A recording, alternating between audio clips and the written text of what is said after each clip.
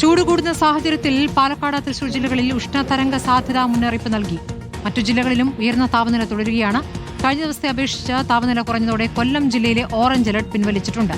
വയനാട്, ഇടുക്കി ഒഴികെയുള്ള ജില്ലകളിൽ ഈ മാസം 26 വരെ മുന്നറിയിപ്പ് തുടരും. സ്വാന്തന സാജു വിവരങ്ങളുമായ. സ്വാന്തന, ഇപ്പോൾ കാലാവസ്ഥാ വകുപ്പിന്റെ ഏറ്റവും പുതിയ മുന്നറിയിപ്പ് എന്താണ് സ്വാന്തന?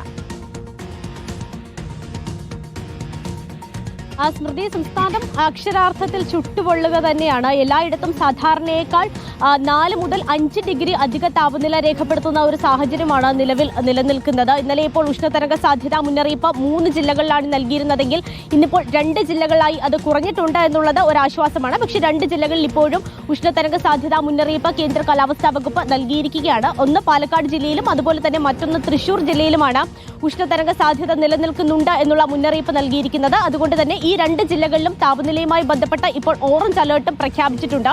ഇന്നലെ കൊല്ലം ജില്ലയിലും സമാനമായ സാഹചര്യമായിരുന്നു നിലനിന്നിരുന്നത്. ഇന്നലെ കൊല്ലം ജില്ലയിലും ഓറഞ്ച് അലേർട്ട് നൽകിയിട്ടുണ്ടായിരുന്നു. എന്നാൽ കഴിഞ്ഞ ദിവസങ്ങളെ അപേക്ഷിച്ച് നോക്കുമ്പോൾ ഇന്നലെ കൊല്ലം ജില്ലയിൽ താപനില ഒരു സ്വല്പം കുറഞ്ഞിട്ടുണ്ടായിരുന്നു. കഴിഞ്ഞ ദിവസം 39 കടന്ന താപനില പോയിരുന്നെങ്കിൽ ഇന്നലെ 37.5 ഡിഗ്രി താപനിലയാണ് കൊല്ലത്ത് രേഖപ്പെടുത്തിയത്. അതുകൊണ്ട് തന്നെ കൊല്ലത്ത് താപനില കുറഞ്ഞ ഒരു പശ്ചാത്തലത്തിൽ അവിടുത്തെ ഓറഞ്ച് അലേർട്ട് പിൻവലിച്ചിട്ടുണ്ട്. പകരം നിലവിൽ അവിടെ യെല്ലോ അലേർട്ടാണ് നൽകിയിരിക്കുന്നത്. നിലവിൽ 2 ജില്ലകൾ ഒഴിച്ച് മറ്റെല്ലാ ജില്ലകളിലും താപനിലയുമായി ബന്ധപ്പെട്ടുള്ള മുന്നറിയിപ്പും നൽകിയിട്ടുണ്ട്. ഒന്ന് ഇടുക്കി ജില്ലയിലാണ് മുന്നറിയിപ്പില്ലാത്തത്, അതുപോലെ തന്നെ മറ്റൊന്ന് വയനാട് ജില്ലയിലാണ്.